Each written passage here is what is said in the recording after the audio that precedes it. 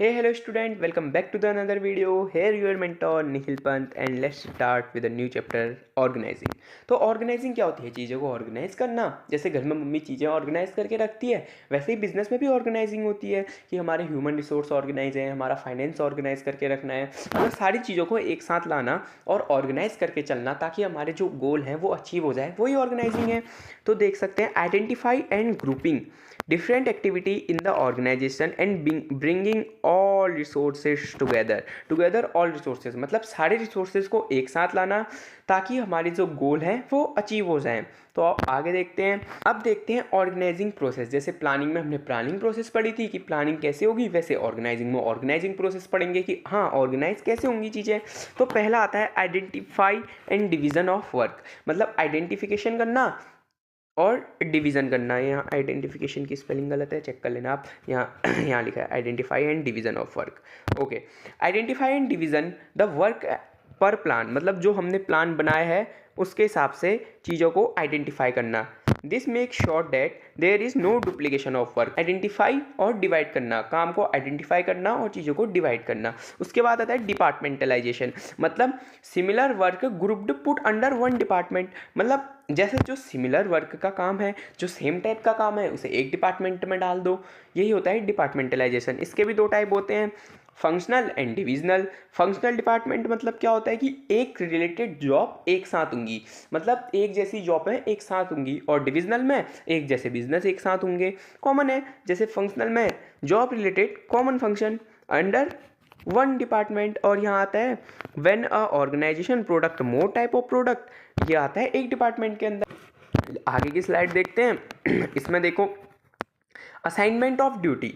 Okay, हमने department बना दिए, हमने फाइनेंस डिपार्टमेंट भी बना दिया या कोई हमने क्लोथ डिपार्टमेंट अलग बना दिया, तो उसके अंदर भी हमने देखना पड़ेगा कि किसको क्या ड्यूटी दें, matching to his skill and qualification, मतलब किसी की क्वालिफिकेशन, किसी की एबिलिटी को चेक करके उसको ड्यूटी देनी पड़ेगी कि हाँ इसका ये काम है, इसे ये ड्यूटी दे देते हैं, इसको इसकी ये स्किल्स हैं तो इसको ये ड्यूटी दे देते हैं। लेकिन उसके बाद भी जो सबसे इम्पोर्टेंट आता है एस्टेब्लिश रिपोर्टिंग रिलेशनशिप की, कौन किसके लिए अकाउंटेबल होगा, कौन किसको अपना आंसरेबल करेगा, मतलब पता होना चाहिए कि हायर कौन है, लोअर कौन है, सुपीरियर कौन है और सुपरवाइजर कौन है। Identify one higher authority become superior and less higher authority become subordinate, मतलब हायर अथॉरिटी जो होगी वो सुपीरियर बनेगी और लेस जो होगी वो सबऑर्डिनेट बनेगी। इसके अंदर एक इंपॉर्टेंट टॉपिक जो आता है वो होता है span of management. Span of management मतलब number of subordinate managed effectively by superior. Number of subordinate managed by effectively manage, मतलब अच्छे से एक मैनेजर जितने सुपीरियर को मैनेज करेगा उसे बोलते हैं span of management. The number of subordinate मतलब जितने सबऑर्डिनेट मैनेज कर पाएगा एक मैनेजर, एक सुपीरियर, तो उसे स्पैन ऑफ मैनेजमेंट बोलते हैं। थोड़ा इंपॉर्टेंट टॉपिक है, इसको चेक कर लेना। आओ नेक्स्ट स्लाइड में जाते हैं। अब आते हैं इंपॉर्टेंस ऑफ ऑर्गेनाइजिंग, मतलब इंपॉर्टेंस क्या क्या है ऑर्गेनाइजिंग की। ऑर्गेनाइजिंग हम करें तो हमारा फ़ायदा क्या होगा। पहला है बेनिफिट इन स्पेशलाइजेशन। अगर देखो, अगर सेल्स डिपार्टमेंट वाला सेल्स का ही काम करेगा तो उसमें एक्सपर्ट हो जाएगा, तो वो स्पेशलिस्ट होगा, तो उसमें वो स्पेशलिस्ट हो जाएगा, उसमें वो प्रोफेशनल हो जाएगा। तो एक काम अगर एक ही बंदा करेगा तो स्पेशलिस्ट हो जाएगा एक काम करने में। क्लियरिटी इन वर्किंग रिलेशनशिप, सबको पता होगा कि किसका क्या काम है, किसने क्या काम करना है, तो सबका एक क्लियर वे हो जाएगा कि हाँ हमने ये काम करना है। इफेक्टिव एडमिनिस्ट्रेशन, काम करने में काम करने में सबको ईजी रहेगा, इफेक्टिव एडमिनिस्ट्रेशन बना रहेगा। डेवलपमेंट ऑफ पर्सनल, सबका अपना अपना डेवलपमेंट भी होगा, क्योंकि अगर तुम फाइनेंस से रिलेटेड हो तो तुम फाइनेंस का ही वर्क करोगे तो तुम उसमें भी डेवलप हो जाओगे, तो खुद का डेवलपमेंट भी होगा। और ऑप्टिमम यूटिलाइजेशन ऑफ रिसोर्सेज होगा। ऑप्टिमम यूटिलाइजेशन ऑफ रिसोर्सेज कैसे होगा, जैसे कोई फाइनेंस का आदमी है तो उसे समझाने में टाइम नहीं लगेगा, उसकी ट्रेनिंग में टाइम नहीं लगेगा, ज़्यादा हमारे रिसोर्सेज नहीं लगेंगे, तो वो जल्दी से काम करेगा और शायद अच्छा काम करेगा जो हमारी ऑर्गेनाइजिंग में हेल्प करे हमारे अचीवमेंट ऑफ गोल के लिए। तो नेक्स्ट टॉपिक है, ये थोड़ा इंपॉर्टेंट टॉपिक है, इसको ध्यान में रखना, ये है ऑर्गेनाइजेशनल स्ट्रक्चर। ओके, तो यहाँ पे थोड़ा इंपॉर्टेंट टॉपिक आता है ऑर्गेनाइजेशनल स्ट्रक्चर। एक स्ट्रक्चर क्या होता है, जैसे एक बिल्डिंग बन रही है ये बिल्डिंग बन रही है, तो इसको बनाने के लिए पहले से डिसाइड होगा ना, पहले से एक नक्शा बना होगा कि हाँ बिल्डिंग ऐसे बनानी है, यहाँ इसका मेन डोर होगा, ये इसका फ्रंट डोर होगा। तो ऐसे ही बिजनेस में भी होता है कि हाँ हमारा स्ट्रक्चर है कि हाँ हमारा सबॉर्डिनेट ये होगा, हमारा सुपीरियर ये होगा, हमारी अथॉरिटी इसके पास होगी, रिस्पॉन्सिबिलिटी इसके पास होगी। तो वही ऑर्गेनाइजेशनल स्ट्रक्चर भी होता है। तो इसके दो टाइप होते हैं, फंक्शनल स्ट्रक्चर और डिविजनल स्ट्रक्चर। आओ देखते हैं पहले फंक्शनल स्ट्रक्चर। पीछे भी पढ़ा है हमने, एक बार आपको अच्छे से और समझ आ जाए क्योंकि ये इंपॉर्टेंट है। जैसे ये बिजनेस है, ये बिजनेस है मान लो, ठीक है, ये बिजनेस है, ये चॉकलेट मैन्युफैक्चरिंग का बिजनेस है। तो देखो यहाँ पे कई सारे लोग हैं, ये कई सारे लोग हैं, मान लो कई सारे लोग हैं जो फाइनेंस की नॉलेज अच्छी रखते हैं, फाइनेंस की नॉलेज। और यहाँ भी कई सारे लोग हैं, ये कई सारे लोग हैं, और ये क्या है, ये सेल्स की नॉलेज अच्छी रखते हैं। और यहाँ भी कई सारे लोग हैं जो मार्केटिंग की नॉलेज अच्छी रखते हैं। तो क्या है, जैसे ये मेरा बिजनेस है, तो इसमें मुझे फाइनेंस डिपार्टमेंट भी चाहिए, मुझे सेल्स डिपार्टमेंट भी चाहिए, मुझे मार्केटिंग डिपार्टमेंट भी चाहिए, तभी तो मेरा बिजनेस इफेक्टिवली मैनेज करेगा ना। तो वही फंक्शनल डिपार्टमेंट भी है, ग्रुपिंग द सिमिलर जॉब, मतलब एक जैसी जॉब। जैसे फाइनेंस वालों को सबको मैंने एक डिपार्टमेंट में रख दिया, फाइनेंस वालों को सबको मैंने यहाँ पे रख दिया, फाइनेंस वालों को, ये मेरा एक डिपार्टमेंट हो गया। ये मार्केटिंग वालों को मैंने यहाँ रख दिया, ये मेरा मार्केटिंग डिपार्टमेंट हो गया। ये सेल वालों को मैंने यहाँ रख दिया, मेरा सेल डिपार्टमेंट हो गया। तो यहाँ पे भी वही लिखा है, grouping the job of similar nature according to the functional and organising these major function as separate department. मतलब जो फाइनेंस का है उसे फाइनेंस में डालो, जो सेल का है उसे सेल में डालो। यहाँ सूटेबिलिटी क्या है इसकी, डिवीजन ऑफ वर्क पर फंक्शन, फंक्शन के हिसाब से काम होगा। Grouping the similar nature of job, जितने भी ग्रुप करेंगे जिनकी सिमिलर जॉब है, जैसे फाइनेंस वालों को एक साथ डाल दिया, मार्केटिंग वालों को एक साथ डाल दिया। स्पेशलाइजेशन इन एवरी फंक्शन, जैसे सेल्स वाला अगर सेल्स का काम कर रहा है तो वो सेल्स में एक्सपर्ट होगा, कोई सेल्स वाला फाइनेंस में आएगा तो उसको फाइनेंस में एक्सपर्ट बनने में दिक्कत होगी। इसके एडवांटेज और डिसएडवांटेज भी हैं। Advantage of functional structure, specialisation आती है पहली बात तो, इंक्रीज एफिशिएंसी, काम अच्छे से होता है, कोऑर्डिनेशन बने रहता है। देखो कोऑर्डिनेशन कैसे बने रहता है कि मैं भी फाइनेंस का हूँ, कोई और भी फाइनेंस का है, तो हमारे में एक अंडरस्टैंडिंग अच्छी होगी, हमारा काम अच्छे से होगा कि हाँ ये काम मैं करूँगा, ये काम वो करेगा, तो एक कोऑर्डिनेशन हमारा बना रहेगा। Effective training and good result, training कराने में हमें ज़्यादा टाइम नहीं लगेगा। जैसे अगर हम सेल्स वाले को अगर हम फाइनेंस सिखाएं तो हमारा ज़्यादा टाइम ख़राब होगा और हमारा गुड रिजल्ट आएगा, हमारे जो गोल्स हैं वो जल्दी पूरे होंगे फंक्शनल डिपार्टमेंट। लेकिन डिसएडवांटेज भी इसके कई सारे हैं। लेस इंपॉर्टेंस ऑफ ऑर्गेनाइजेशन, जैसे सेल्स वाला बंदा सेल्स का काम करेगा ना तो उसका एक पर्टिकुलर काम बन जाएगा कि हाँ उसको सेल्स का ही काम करना है। फाइनेंस वाला फाइनेंस का काम करेगा तो उनका एक गोल बन जाएगा कि हाँ हमने फाइनेंस से रिलेटेड ही चीज़ें करनी है। वो ऑर्गेनाइजेशन का मेन गोल भूल जाएंगे, वो सब अपने एक पर्टिकुलर गोल के पीछे काम करेंगे। प्रॉब्लम हो जाती है कोऑर्डिनेशन करने में। अब आप लोग कहोगे ऊपर भी कोऑर्डिनेशन इफेक्टिव बताया, अब नीचे प्रॉब्लम बोल रहा है। तो प्रॉब्लम क्यों होती है, सेल्स वाला फाइनेंस से कोऑर्डिनेट अच्छे से नहीं कर पाएगा, फाइनेंस वाला मार्केटिंग से कोऑर्डिनेट अच्छे से नहीं कर पाएगा, तो ऐसे डिपार्टमेंट्स में कोऑर्डिनेशन अच्छा नहीं होता है, फ्लेक्सिबिलिटी नहीं होती है और difficult to fix accountability. Accountability कैसे होती है डिफ़िकल्ट, देखो अकाउंटेबिलिटी का क्या मतलब होता है ना, आंसर करना अपने सुपीरियर को, आंसरेबल होना अपने सुपीरियर के लिए। ये सबॉर्डिनेट है, ये सुपीरियर है, अगर इससे कोई गलती होगी तो ये इसके लिए अकाउंटेबल होगा, ये बताएगा कि क्यों गलती हुई मुझसे। अकाउंटेबिलिटी बहुत डिफ़िकल्ट हो जाती है। जैसे अगर ऑर्गेनाइजेशन का गोल फुलफिल नहीं हुआ तो बहुत डिफ़िकल्ट हो जाएगा कि किसकी गलती है ये पता लगाना, कौन आंसर करेगा, तो ऐसे तभी अकाउंटेबिलिटी यहाँ डिफ़िकल्ट हो जाती है। तो नेक्स्ट टॉपिक है यहाँ पे divisional structure. Okay, divisional structure क्या होता है, देखो इसको भी हम अच्छे से समझेंगे। जैसे ये मेरा बिजनेस है, ये मेरी कंपनी है Nikhil private limited.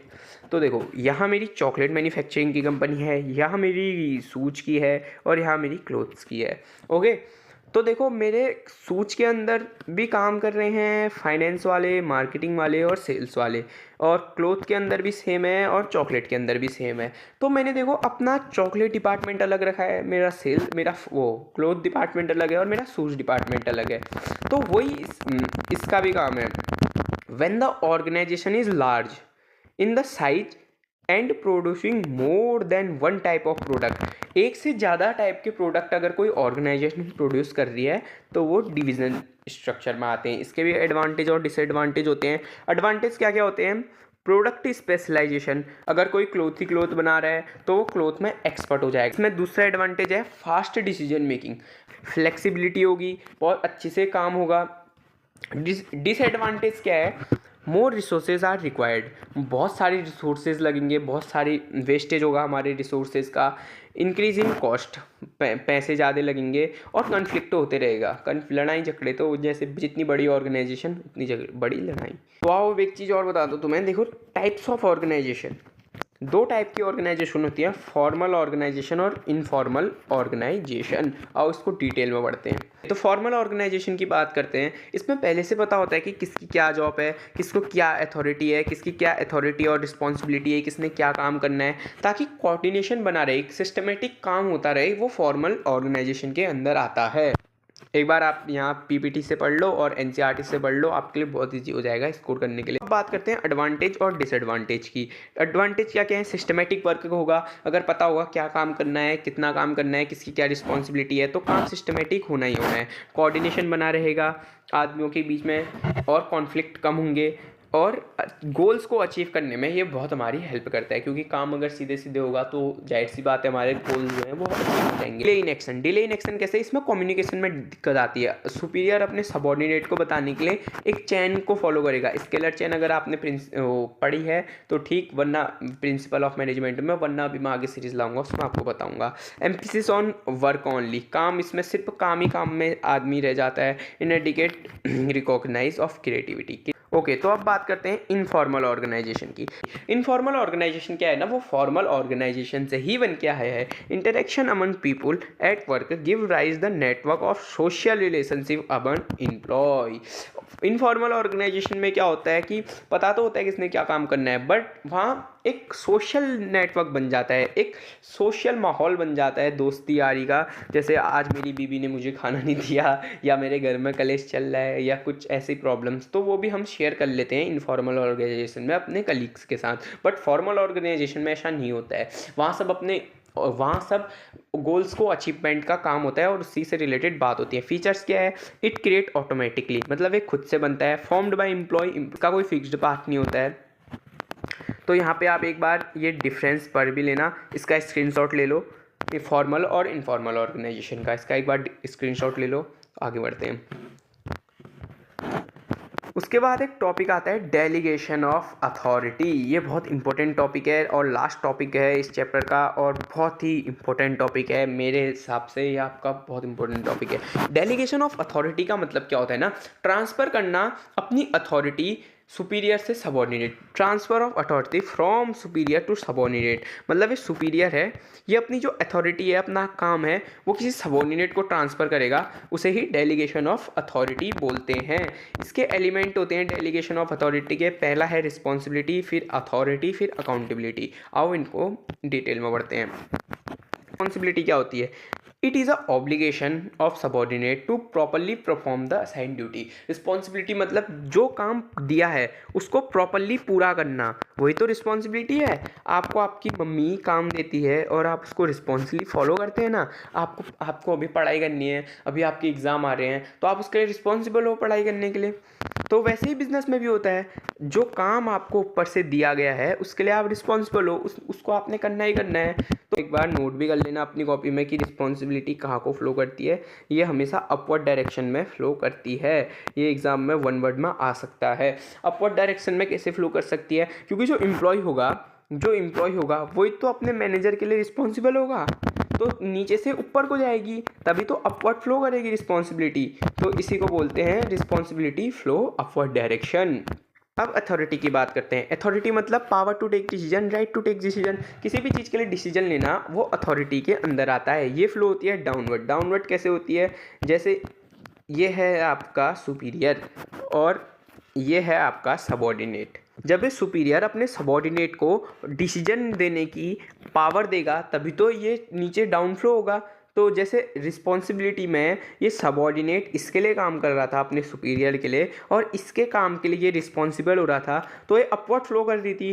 But authority में क्या होता है कि ये सुपीरियर जो है ये इसको पावर देगा डिसीजन मेक करने की, तो ये डाउनवर्ड फ्लो होगी। तो रिस्पॉन्सिबिलिटी और अथॉरिटी एक दूसरे के इक्वल होनी चाहिए। अगर आपके पास कुछ काम करने की रिस्पॉन्सिबिलिटी है तो आपके पास उसी काम करने के लिए उतनी ही अथॉरिटी भी होनी चाहिए। तो ये फ्योल के प्रिंसिपल में था। आगे को मैं अभी और प्रिंसिपल पे भी एक वीडियो बनाऊंगा डिटेल में, उसको पढ़ लेना।